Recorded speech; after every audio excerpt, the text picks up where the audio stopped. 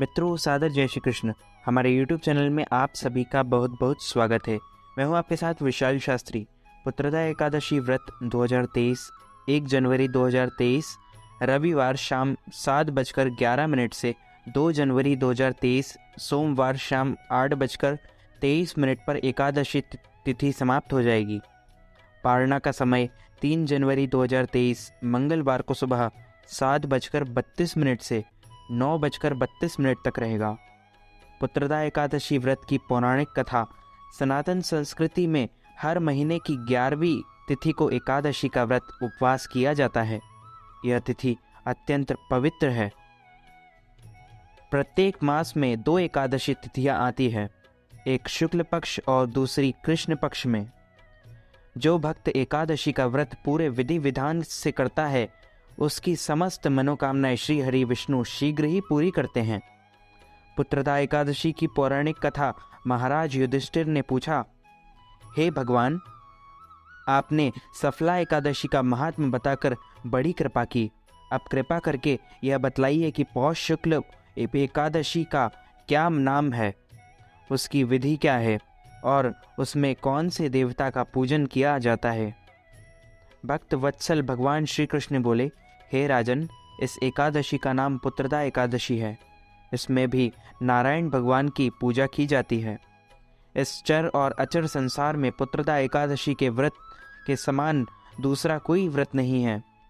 इसके पुण्य से मनुष्य तपस्वी, विद्वान और लक्ष्मीवान होता है। इसकी मैं एक कथा कहता हूँ, सो तुम ध्यान पूर्वक सुनो। भद्रावती नामक नगरी में सुकेतुमान नाम का एक राजा राज्य करता था।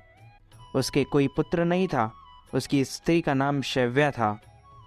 वह निपुति होने के कारण चिंतित रहा करती थी। राजा के पितर भी रो रो कर पिंड लिया करते थे और सोचा करते थे कि इसके बाद हमको कौन पिंड देगा। राजा को भाई, बांधव, धन, हाथी, घोड़े, राज्य और मंत्री, इन सब में से किसी से भी संतोष नहीं होता था। वह सदैव यही विचार करता था कि मेरे मरने के बाद मुझको कौन पिंडदान करेगा। बिना पुत्र के पितरों और देवताओं का ऋण मैं कैसे चुका सकूंगा। जिस घर में पुत्र ना हो, उस घर में सदैव अंधेरा ही रहता है। इसलिए पुत्र उत्पत्ति के लिए प्रयत्न करना चाहिए। जिस मनुष्य ने पुत्र का मुख देखा है, वह धन्य है। उसको इस लोक में यश और परलोक में शांति मिलती है, अर्थात उसको दोनों लोक सुधर जाते हैं। पूर्व जन्म के कर्म से ही इस जन्म में पुत्र, धन आदि प्राप्त होते हैं। राजा इसी प्रकार रात दिन चिंता में लगा रहता था। एक समय तो राजा ने अपने शरीर को त्याग देने का निश्चय किया, परंतु आत्मघात को महान पाप समझकर उसने ऐसा नहीं किया। एक दिन राजा ऐसा ही विचार करता हुआ अपने घोड़े पर चढ़कर वन को चल दिया तथा पक्षियों और वृक्षों को देखने लगा। उसने देखा कि वन में मृग, व्याघ्र, सूअर, सिंह, बंदर, सर्प आदि सब भ्रमण कर रहे हैं। हाथी अपने बच्चों और हथनियों के बीच घूम रहा है। इस वन में कहीं तो गीदड़ अपने ककर्ष स्वर में बोल रहे हैं, कहीं उल्लू ध्वनि कर रहे हैं। वन के दृश्यों को देखकर राजा सोच विचार में लग गया। इसी प्रकार आधा दिन बीत गया। वह सोचने लगा कि मैंने कई यज्ञ किए, ब्राह्मणों को स्वादिष्ट भोजन से तृप्त किया, फिर भी मुझको दुख प्राप्त हुआ। ऐसा क्यों? राजा प्यास के मारे अत्यंत दुखी हो गया और पानी की तलाश में इधर उधर फिरने लगा। थोड़ी दूर पर राजा ने एक सरोवर देखा।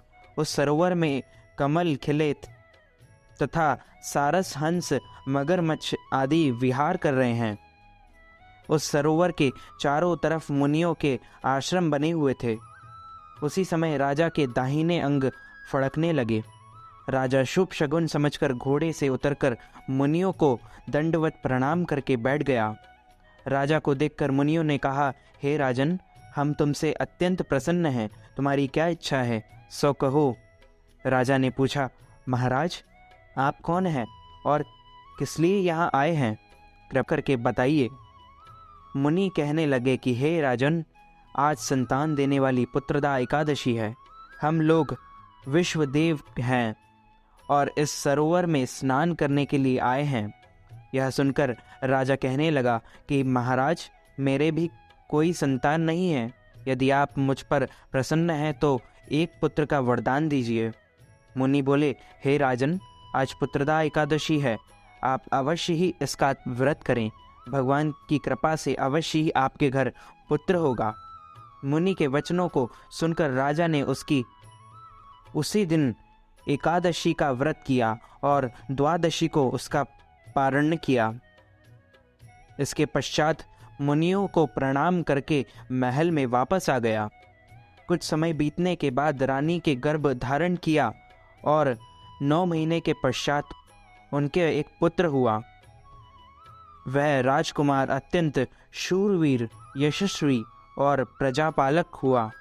श्री कृष्ण बोले, हे राजन, पुत्र की प्राप्ति के लिए पुत्रदा एकादशी का व्रत करना चाहिए। जो मनुष्य इस महात्म्य को पढ़ता या सुनता है उसे अंत में स्वर्ग की प्राप्ति होती है।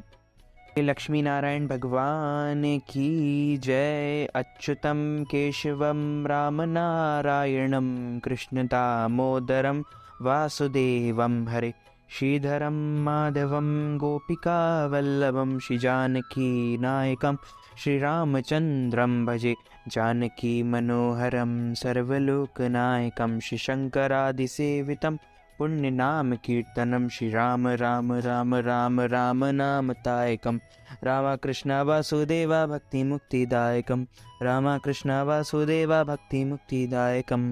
मित्रों, हमारे इस ज्ञानवर्धक वीडियो को अधिक से अधिक लोगों तक शेयर कीजिएगा, लाइक कीजिएगा, कमेंट कीजिएगा, कमेंट बॉक्स में जय श्री कृष्ण अवश्य लिखिएगा।